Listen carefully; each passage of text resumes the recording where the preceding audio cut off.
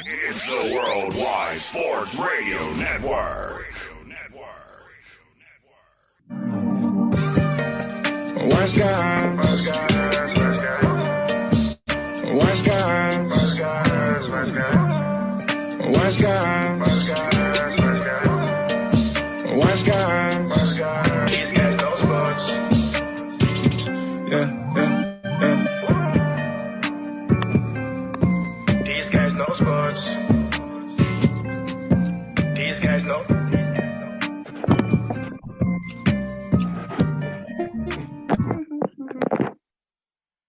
And welcome to Wise Guys. These guys know sports.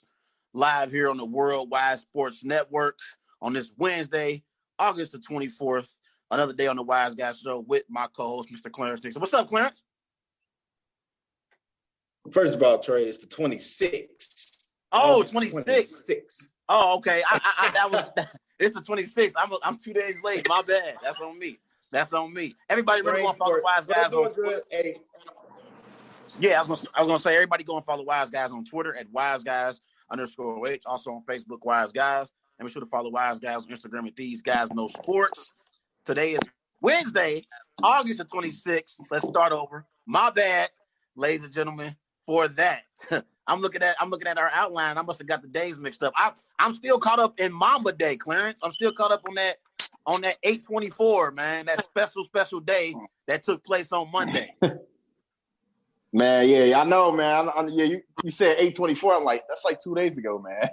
Yeah, I'm still caught up in Mamba Day and how the Lakers beat down my Blazers, man, and how Kobe's spirit was felt in that game. It was, man. It was, and it was Kobe was playing in that game. It was Kobe, AD, and LeBron in that game. Yeah. But today we got a serious show ahead for all of our listeners out there. We're on the Worldwide Sports Network.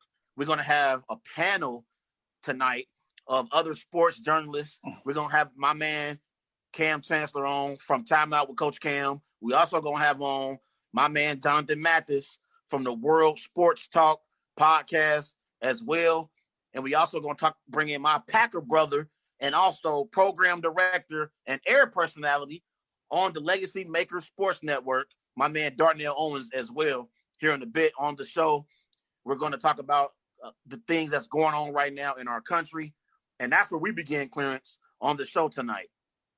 As everyone knows, right now in our country, we are dealing with the shooting death at the hands of the police.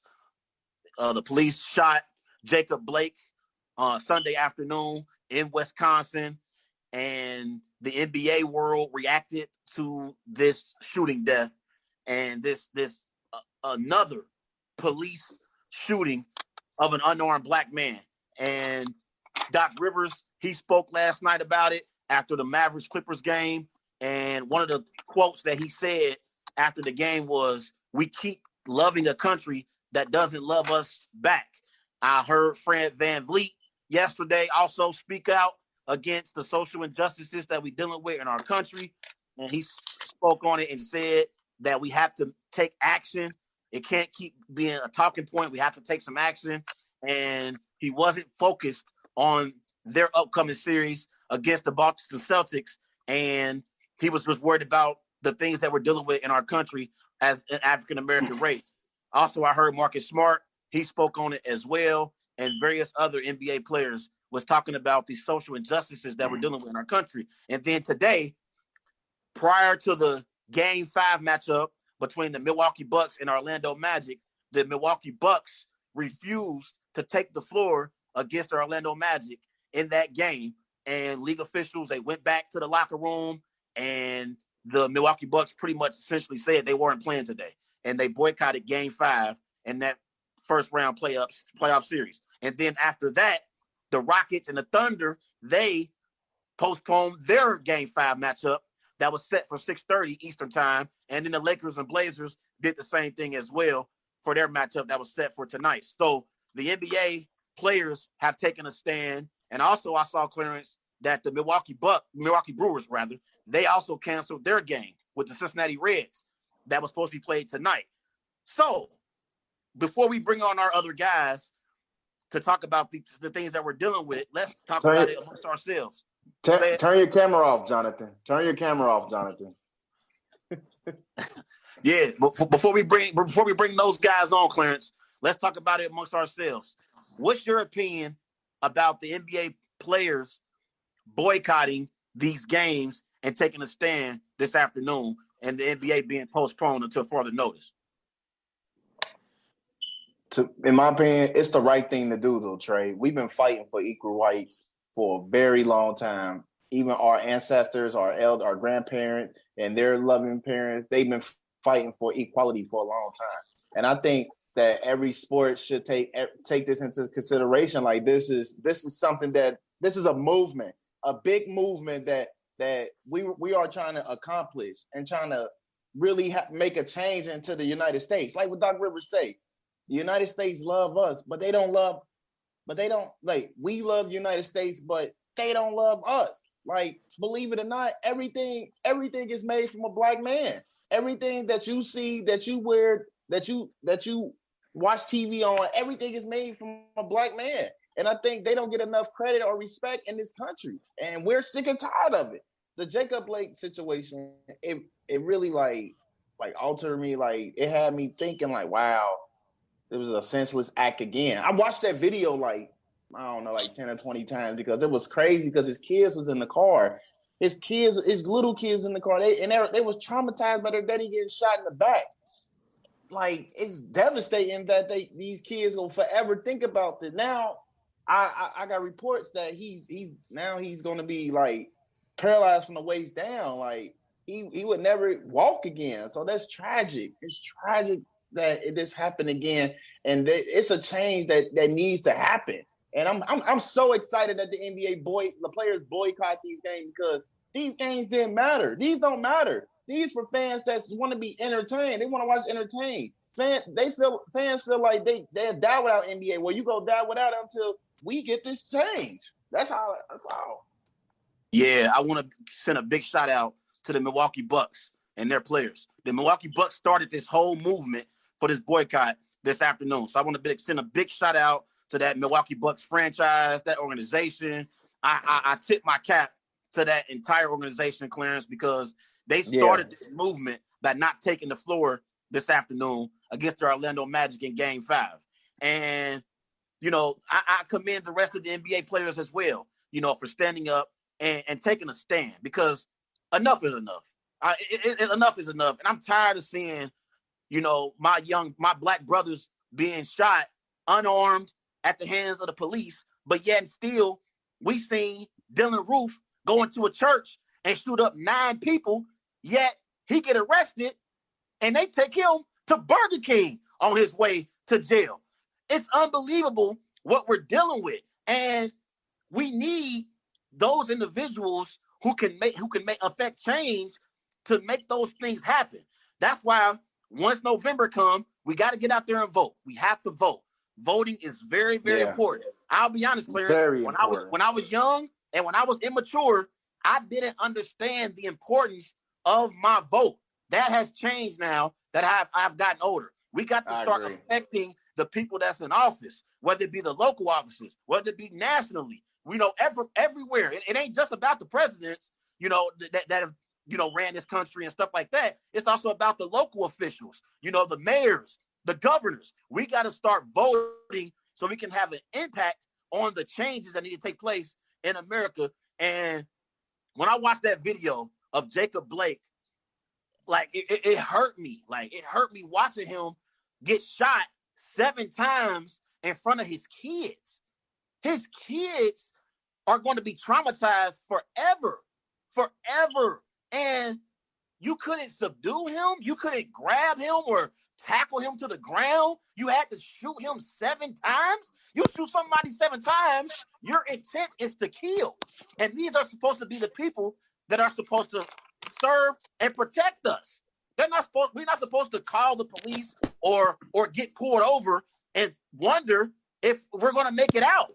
I got to be honest, Clarence, as a black man, I have a 7-year-old son. I have to have that uncomfortable conversation with him at some point about what he needs to do to survive getting pulled over by the police. I gotta have that conversation with Tremere one day, and he's gonna wonder, like, Daddy, my other friends in school, my other white friends in school, you know, they don't have to deal with these things that I have to deal with. Why is that the case? And then I got to get even deeper with my son. It's sad that we have to have these conversations with our kids. Like, even as a 29-year-old African-American male now, I'm paranoid when I get pulled over by the police. Anytime I'm out driving late at night or whatever the case may be, when I'm driving, I am nervous if I see a police officer or if I see a cop get behind me. I know you feel the same way, and people in your family do as well. It's sad that we have to live this way, and something has to be done about it. And I commend, you know, Doc Rivers when he was talking last night. That was straight from the heart. I felt like he was speaking the truth, and he was just speaking from his heart. And he was talking about how we love a country that don't love us in return. It's frustrating overall, but we have to start somewhere. And I believe we got to start affecting these major businesses in their pockets. You get change when you start affecting the money. When the money is affected, I guarantee you there'll be some change. Yeah, definitely. And one thing before we bring all the guests on, and like I was looking into what he said about they don't love us back. I think that it's just they don't love our culture the culture that we bring. Like they don't like who we are. They like people want us to be something that we're not, and that's not who we are. Like we built a good Black culture that people basically followed and rolled away for. Like this is something big. And what Doc Rivers was saying, like it was powerful. It was powerful. And Chris Webber's speech too. It brought tears to a lot of players, but it was a powerful speech, like a powerful speech. And things need to get changed in this world, man. Like really, seriously. And like you said, you hurt the pockets. It has to be a change. They should want a change. You know what I mean? You know how many? I'm in this Bengals group. I said this. The NFL, they need to boycott the season too, because change needs to happen. Everybody is worried about. Oh, I want to see what Burrow go do with this team. Oh, AJ Green finally came back. Now we got to stop for this shit show. Excuse my language. For this show. And I'm go ahead. Like, wow. Go ahead. We uncut today. We uncut today. It's just ridiculous. People worry about the sports than what's happening in real life. It's like they accepted what's going on in life. If police kill a Black person, it doesn't matter. As long as we get football and basketball, life is good. That the value of life is ridiculous, Trey. It's ridiculous. Yeah. And then I always hear people in white America, when these police officer shootings involving unarmed Black men happen, I always hear them say, well, you can't say all police officers are bad police officers. But guess what? They do that to us. They say when they see one, they think we all the same. They think we all are bad individuals. Exactly. And they think we all thugs. So don't try to say, oh, don't. There's good police officers out there. Guess what? It's some good African American women and men out there. Don't put us all in a box if you don't want us to put y'all all in a box. But you know, it's just unfortunate. It's unfortunate what we're dealing with. I'm sick of it, and it has to be a change. And I just think one of the things that when I look at that video too, Clarence, before we bring our guest on, I got one more thing I want to say. What if we didn't get that video footage? What if we never even had the footage of the shooting with Jacob Blake? It'd be more controversial. Yeah, it'd probably be a more controversial situation.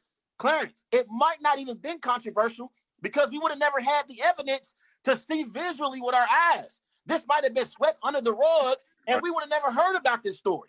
We might not even have heard about it. I'm glad whoever it was videotaped that incident and got that officer on camera, live, shooting him 7 times. 7 times?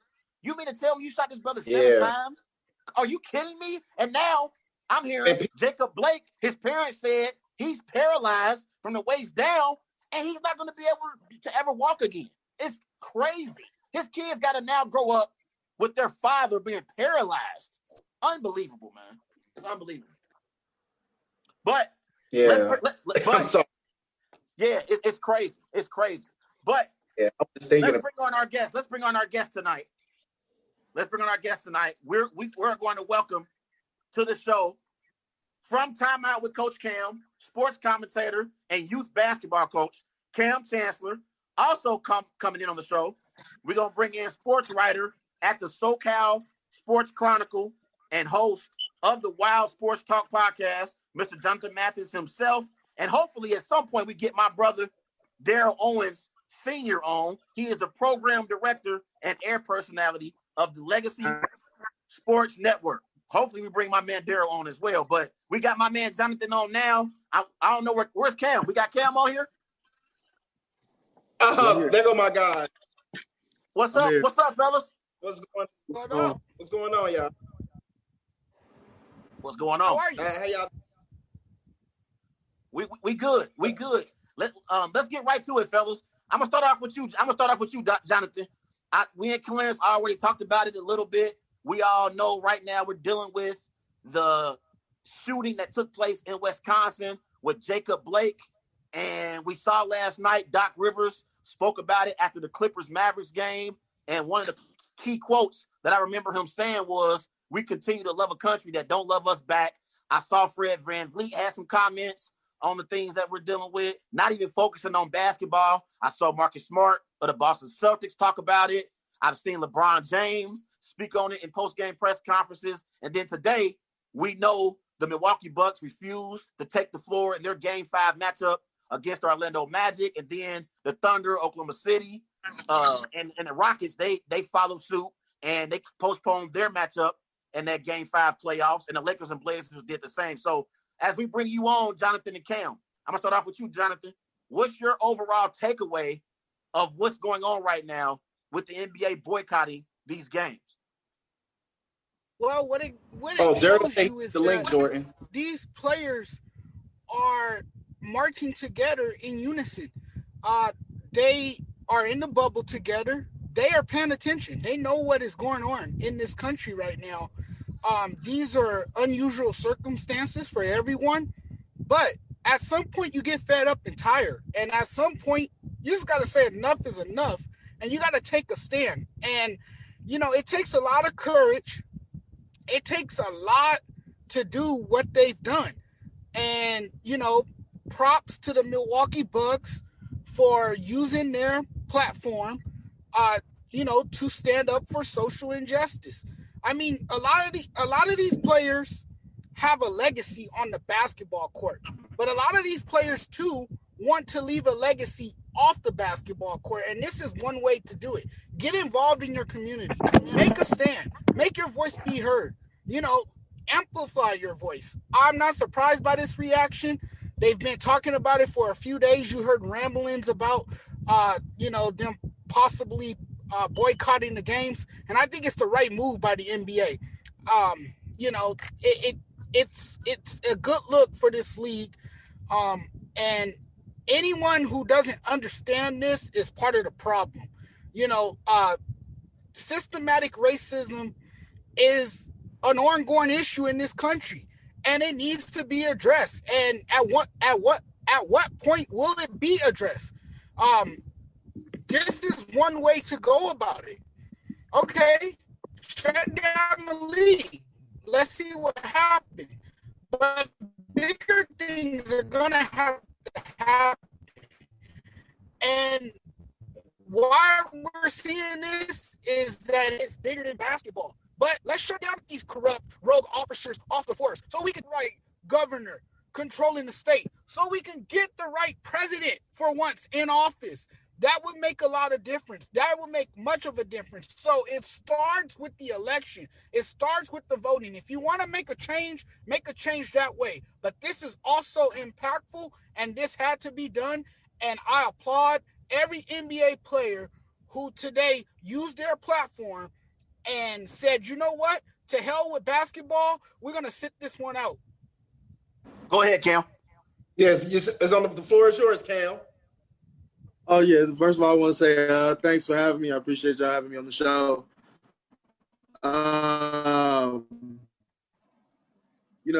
Before I really get into what I'm going to say, I think most of us has to issue an apology.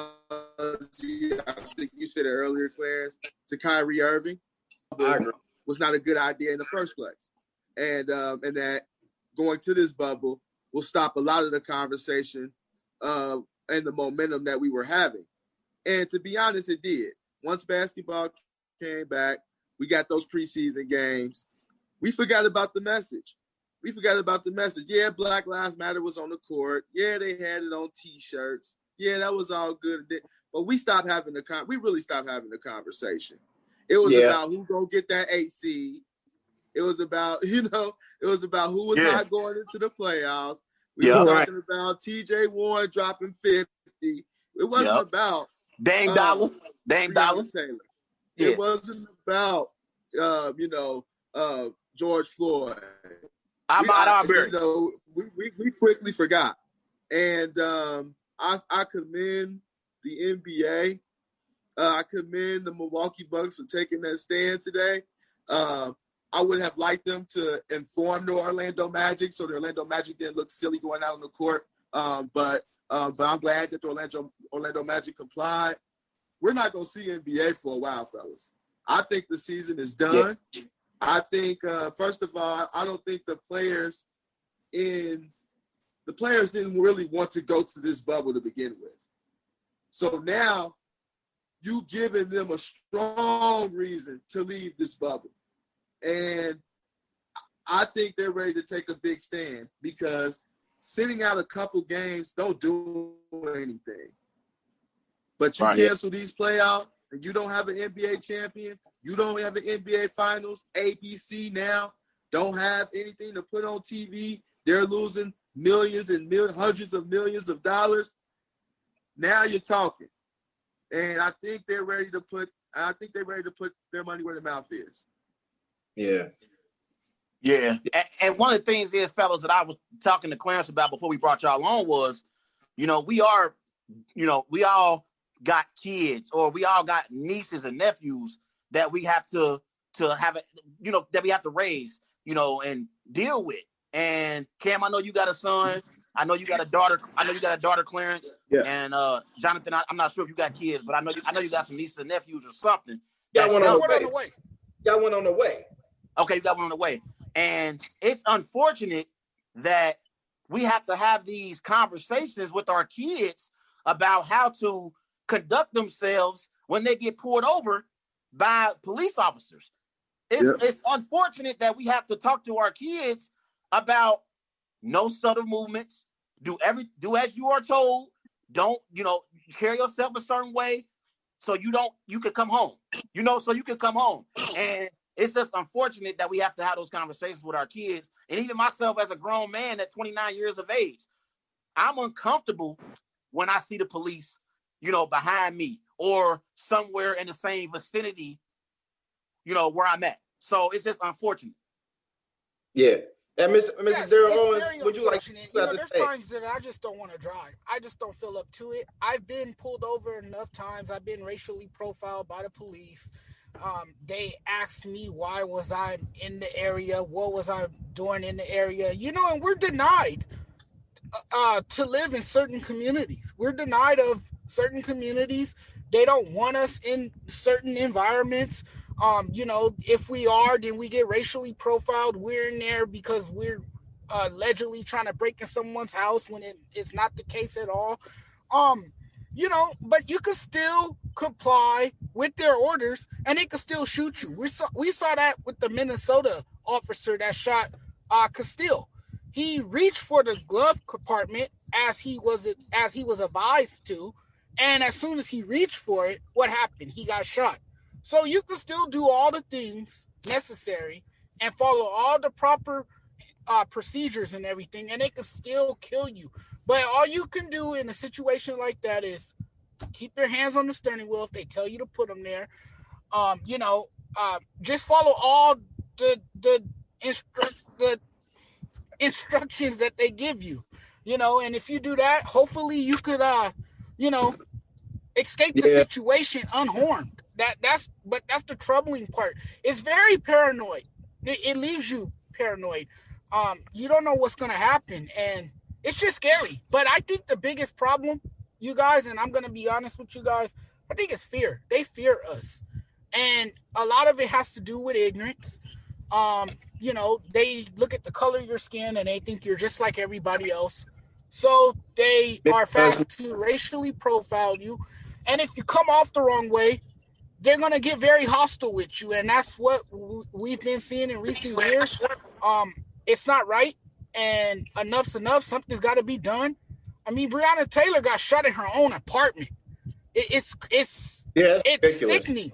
It leaves you angry because that's your brothers and sisters. These are our people that's getting shot and killed for no reason, for doing absolutely nothing wrong. You don't have to do anything wrong to get gunned down by the police, and that's what's really disturbing, really. Yeah, and I want to welcome in. Hold on, real quick. I want to welcome in program director and on-air personality of Legacy Maker Sports Network and my fellow Packer brother. Go Pack, go. Darrell Owens. What's up, Darrell? Hey, what's up, brother? How y'all doing today, man? Thanks for having me on, fellas. No Packers talk, all right? No Packers. Come on, man. Don't be like that. Yeah, don't be like that. Don't be like Don't that. be like that. So Darrell, I want to start off with you on this one. We've been talking about, the NBA boycott. The Milwaukee Bucks refused to take the floor in their Game 5 matchup this afternoon against the Orlando Magic. And then the Thunder and the Rockets, they followed suit and they postponed their Game 5 matchup.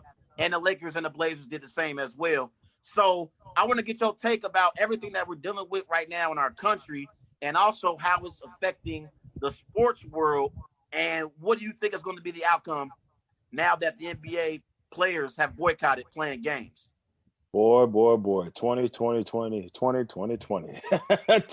has been a one heck of a year, man. I will say this. What happened today, it needed to happen.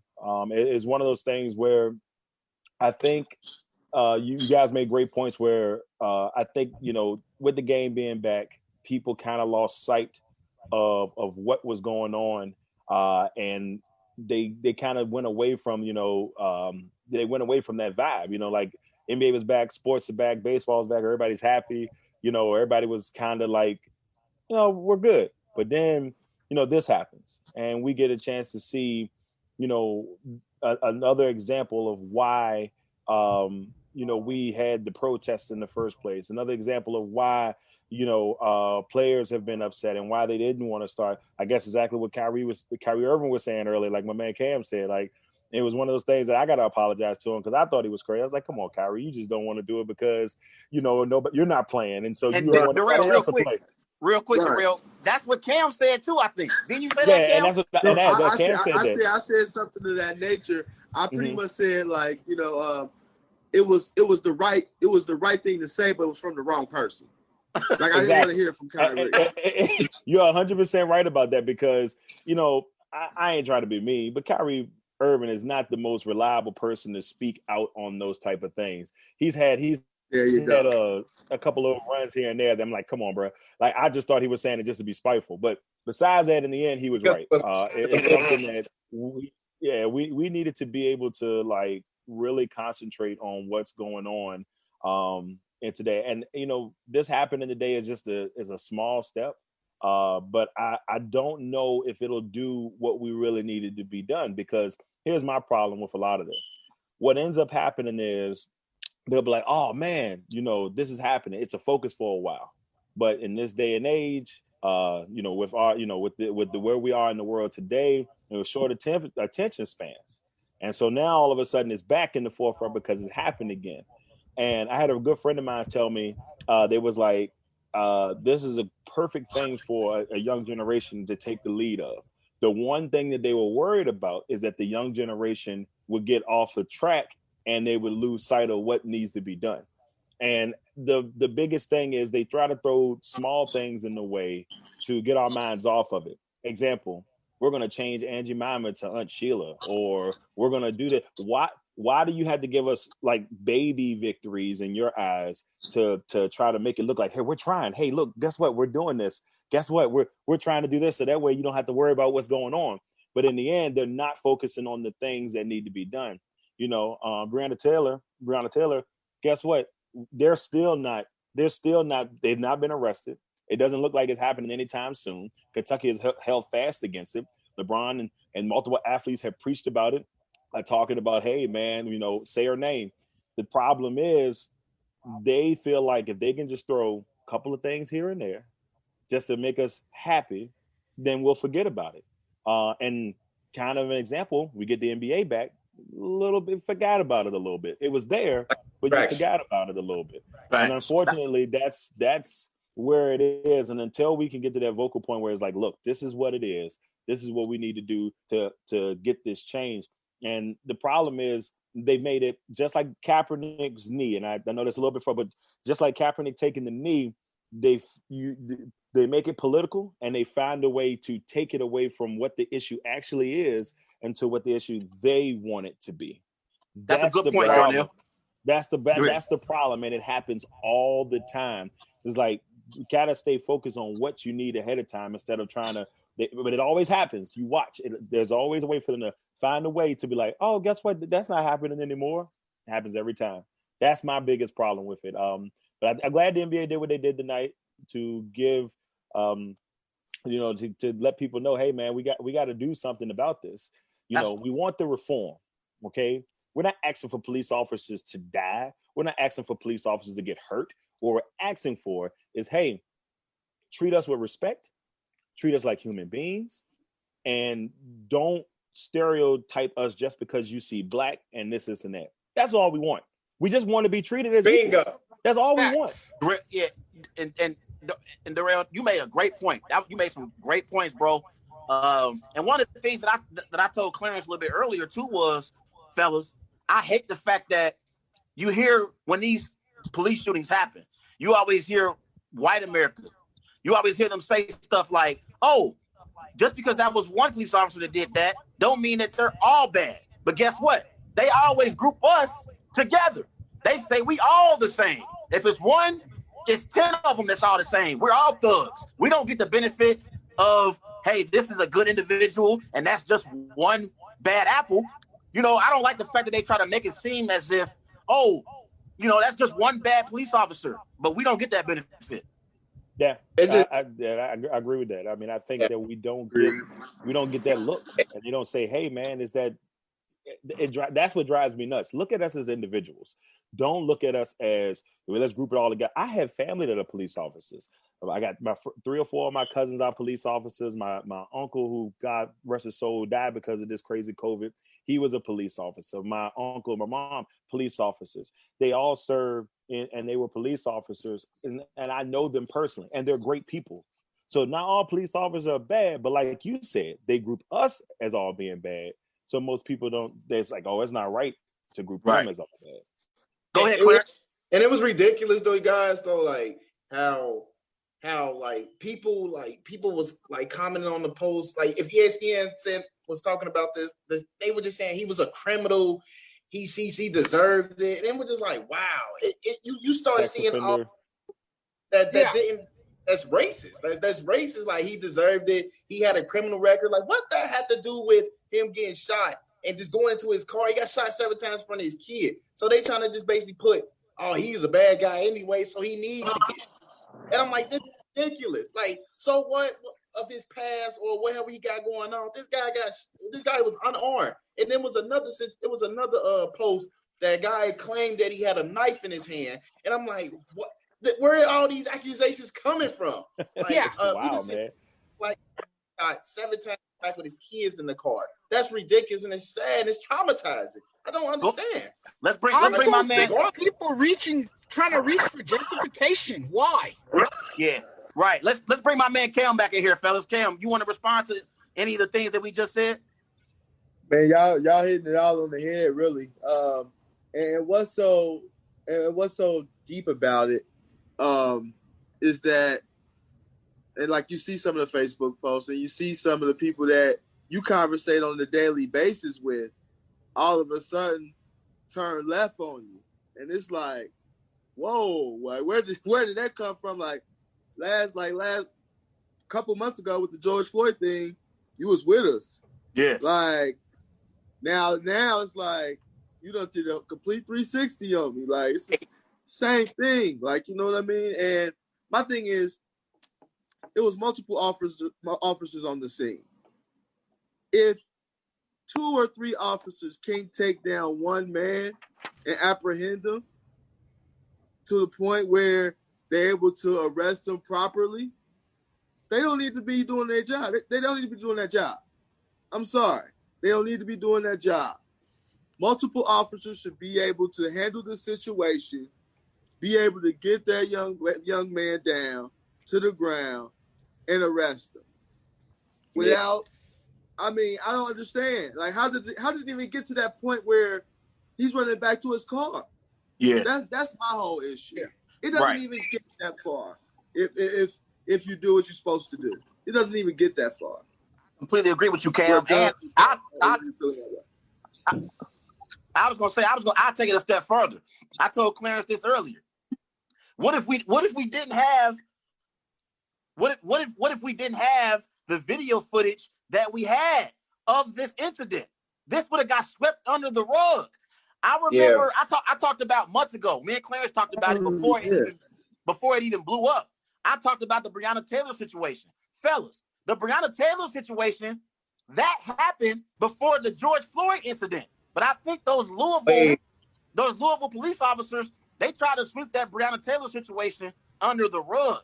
That was my feelings about it. I felt like they was trying to sweep it under the rug so no one would know about it, and it didn't get the national attention that it should have when it first initially happened. I feel like the Breonna Taylor situation didn't blow up until the summer.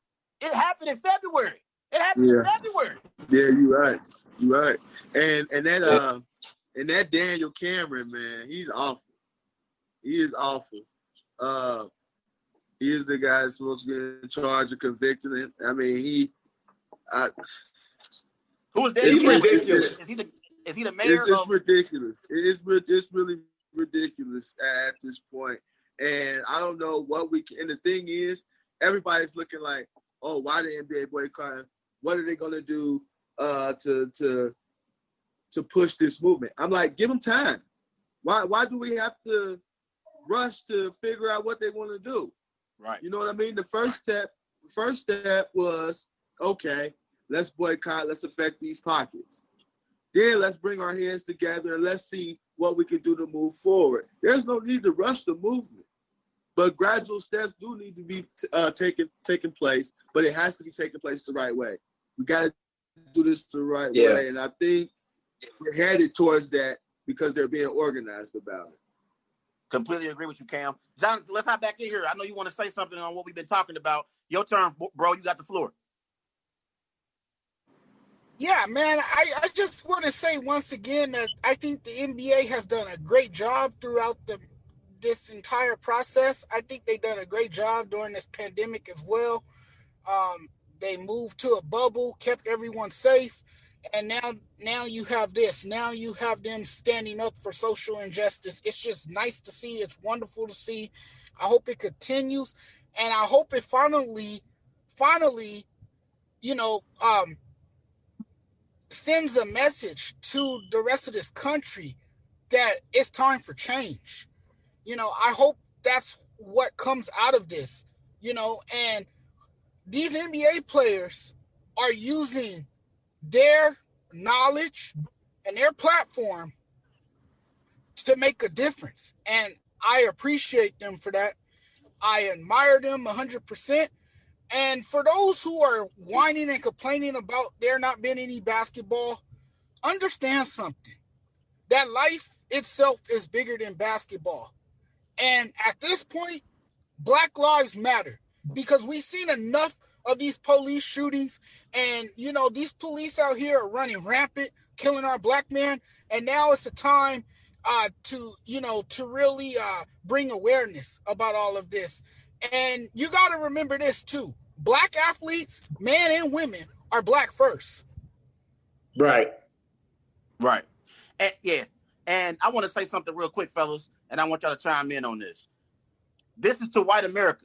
This ain't the time to be straddling the fence. You can't straddle the fence. You got to be anti-racism. I don't want to hear, I'm not a racist, so that doesn't affect me. I'm not going to deal with that situation because I don't have anything to do with those people because I'm not a racist. No, you have to be anti-racism. You have to be against racism. You can't straddle the fence here. We don't need those individuals who can't make up their mind. Because as far as I'm concerned, if you're not a part of the solution, you are part of the problem. So we need individuals to speak out against those racist individuals that we're dealing with in our country. Absolutely. I agree. 100. Bro, you want to say? Well, speak into it? I think my biggest thing with this is when it comes all down to it is this. I think what the NBA and what other sports are, we're as we're talking, I see the MLS is shutting things down. I see baseball is shutting things down. That's all good things. The biggest problem, and it will remain the biggest problem until leadership makes the push to make this happen. Unfortunately, it won't happen. Like I said earlier, they've made this so political that on one side they've enticed a base to make that hint of racism just kick out there.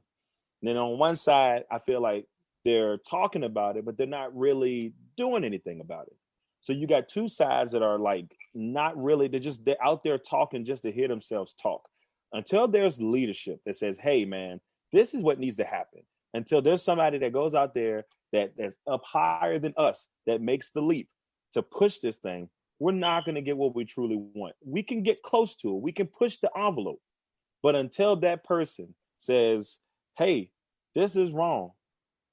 And I'm being honest with you, I don't think we got that person up top that's going to make sure that thing happens. Unfortunately, we're going to need change in order for that to happen. And instead of it being such a political thing, why don't we look at the human side of things? Why don't we take care of it? It's like coronavirus itself. The coronavirus should have never got to this point. Instead of you making it political, we should have took care of us. You should have took care of your people. You should have took care of your country. Problem is you went so far and you was making it political. You want to make it this way. Make it about the people that you promised or you were voted in to serve. That's the problem. And until that leadership happens, I don't see, as much as I would love to see the change, I can't see it until that happens. Yeah, and the NBA, One thing, like the NBA, they're scheduling a special meeting with the governor tomorrow morning. So that should take place tomorrow, and we should move into that definitely. Yeah, for sure. And the thing is, you don't have to be African American to be hurt by that video you saw of Jacob Blake getting shot 7 times. You don't got to be black. That's just a human. You just need to be human. Watching that 7 times that man got shot in broad daylight, like Cam said, you couldn't subdue him. You couldn't tackle him to the ground. Like what? Like, are you kidding me? Like, so you shoot someone 7 times, your intent is to kill. Point blank. Comply or die, man. It's just ridiculous, Trey, man. Like, just ridiculous that he got shot 7 times and you couldn't have him comply. That just shows you, like, you need to go back to training. You need to go back to training to police academy to get those trainings together. Like, or you just don't. But it comes down to, what are they training them? Because that's what it starts to make you wonder. Like, is there a code to it? What's the code that we don't know? And what type of training is going? That's one of the biggest problems. What type of training are they giving these people? Did they give them the thought that I can go out here and I can run the world and this is who I am and I can do whatever I want? They obviously feel confident enough that I can shoot you 7 times in the back and I got a 90% chance that I can get off. What is that? Right. That's part of the problem. And real quick, before my man Jonathan, he got to go. But Jonathan, you got any closing thoughts before we let you go, bro? No, I want to add on to that though about training. A lot of these police officers, just remember this: they get onto the force so they can have that authority, so they can have that power. They get on the force so they can do whatever they feel they can do to the African American culture. That's what we're seeing here. What this all is, my friend, is modern day lynching. I hate to sound like that, but it's facts. Yeah. Modern day lynching. That is what you're seeing. Cam, you want to chime in? Hey, no, that pretty much. I definitely agree. I think the needle will be moved a bit, but like Darrell said, man, until we have someone like a real leader step up and push this thing, it's going to be hard. Like I said, we need reform. We need police reform. We need resources in our communities to be successful. Like that's where it starts. There, like Chris Webber, he kind of touched me when he said, when he saw Charles Barkley come to his high school, and he actually saw it. Like he actually saw an NBA player. You know what I mean? And it's so many of our kids that have the dream, but they don't see it. They can't see it. You know what I mean? Right. That little light that Chris Webber had, just seeing Charles Barkley and meeting him like this is possible, gave him that push. And we need those resources, in our community. It starts there. Police reform, but that's a long way to go. That's a long way to go. We've came a long way. We've had a black president and everything, but nothing has changed. Our community is still suffering. Yeah, So, one more thing I was gonna say too, fellas. I got one more thing I want to say before we let y'all go. I was gonna say, in order for us to have change, we need those white individuals who are athletes to speak up as well. I'm calling out Aaron Rodgers. I love you, bro. I think you're the best quarterback in the NFL still, but we need you. We need you, Tom Brady, Mr. 6-time Super Bowl champion. We need you, J.J. Watt. The ambassador that he is in that Houston community. We need those white athletes to step up and speak out on behalf of the Black African American community and the social injustices that we're dealing with. Definitely though. I don't think Oscar Robertson, white athletes in general, needs to speak up because they want change. They need to make a change. Definitely. Yeah. Now, real quick before we get out of here, any of y'all got any closing thoughts before we go? Peace. Yeah, all right, see y'all. Yeah, thank you guys for having on, man. Thank you for joining the show, fellas. Thanks for having us. It's a pleasure. Y'all got social media and y'all shows, man. Definitely shout them out. Yes, sir. Yeah. Have a good one, fellas. Peace. Big L. CLG. Thank Yeah, you, fellas. All right. All right, bro. That was a nice conversation that we had with my man Cam Chancellor from Time Out with Coach Cam, my man Jonathan Mathis from the SoCal Chronicle, and from the Legacy Makers Sports Network. My man Darrell Owens was on the show, bro. So that was some nice conversations that we had about what we're dealing with in our country. But we got about 9 minutes left before we get out of here. Let's talk about some football, though. We're going to talk a little sports today on the Wise Guys Show, as Ezekiel Elliott is coming into this season motivated after recovering from the coronavirus that caused him to miss a month worth of workouts this offseason. He says he's been working on his receiving game and practicing a lot from the slot. He says he has a lot to prove, and he has high expectations for himself this season. So my question for you, Clarence, do you expect a bounce back year from Zeke? Okay, let me say this in my Trey Larkins voice.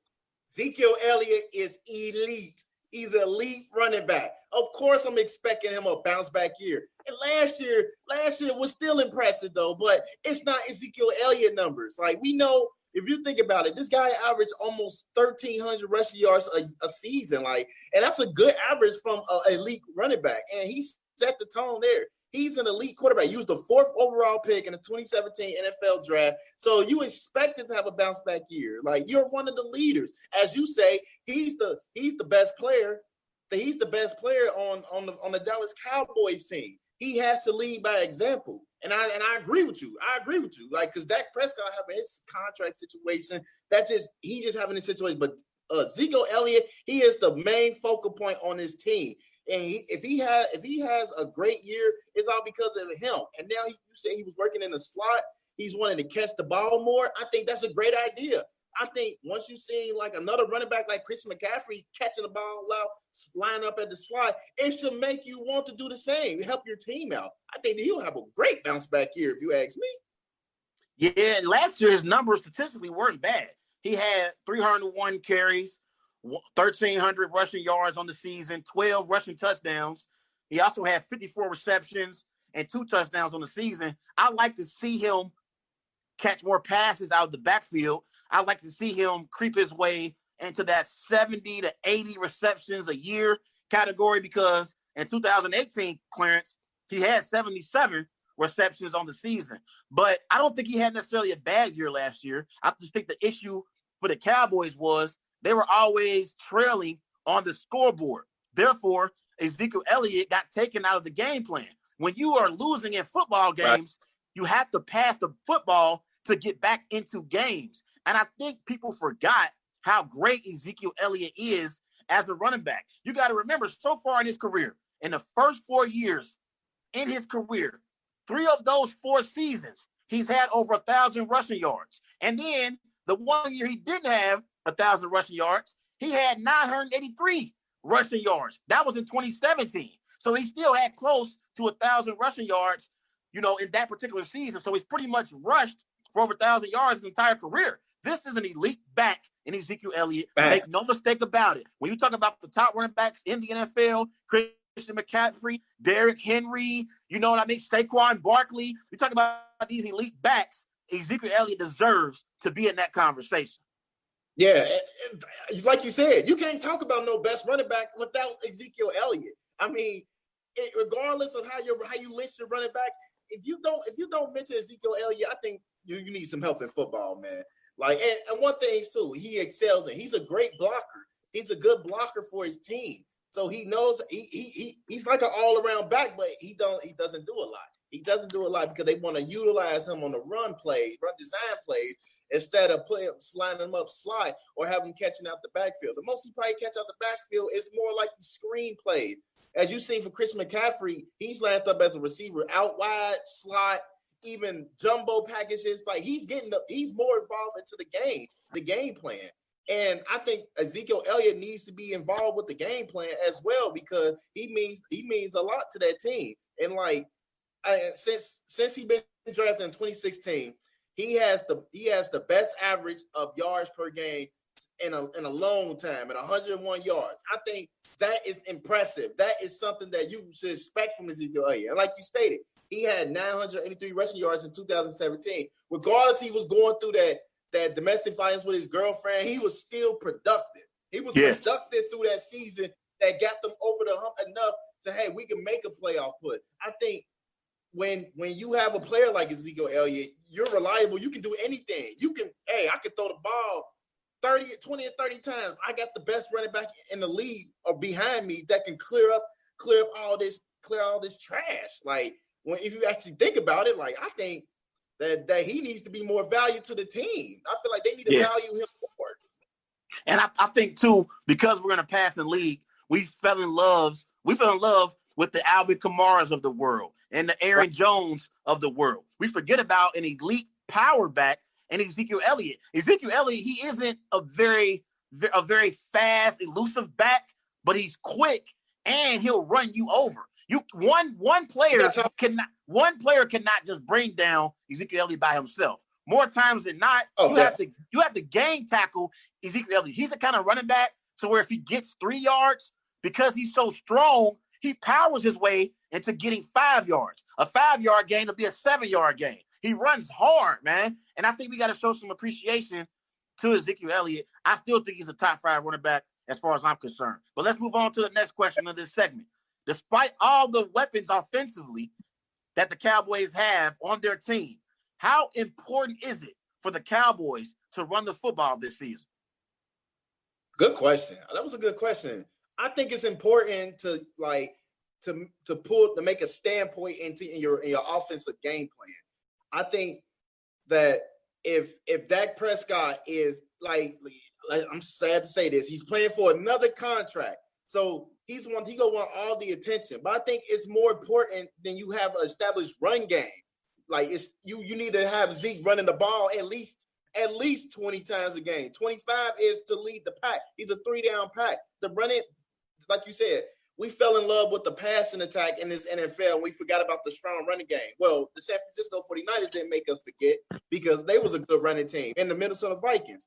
but the Cowboys definitely have to value the running game because they're playing in a division that really doesn't really have a good rush defense. I mean, the Eagles are dealing with a lot of injuries on the D line. The Giants, we know the Giants has never been good, and the Redskins, they have a nice D line, but how good is they against the rush defense? I think Zeke Elliott, he can wear down a lot of defenses when you're running the ball with him. So if you don't run the ball with him, you're going to be in a lot of trouble, and it's going to be another terrifying season. Yeah, and I don't think Dak Prescott is the kind of quarterback that you can drop back to throw the ball 30 or 40 times a game and put the game in his hands and expect him to deliver for your team to win football games. I just don't see it. I think you have to have the play action going and have Ezekiel Elliott be effective in order for Dak Prescott to be effective. I love the first round pick that they got and CeeDee Lamb. I think he has a promising future. They signed Amari Cooper to a 5-year, $100 million deal this offseason.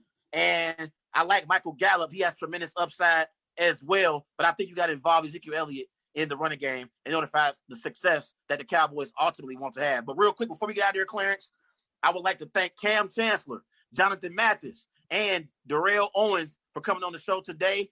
It was a great show on Wise Guys. Everybody remember, go and follow Wise Guys on Twitter at WiseGuys_H. Also on Facebook, Wise Guys. And be sure to follow Wise Guys on Instagram at These Guys Know Sports. We are live on the Worldwide Sports Network. Hey, Clarence, I'll see you Friday. We'll talk more about everything that's going on in the sports world and all of the social injustices that we're dealing with in our country, bro. You have a good night. Yep. Too, man. It's the Worldwide Sports Radio Network.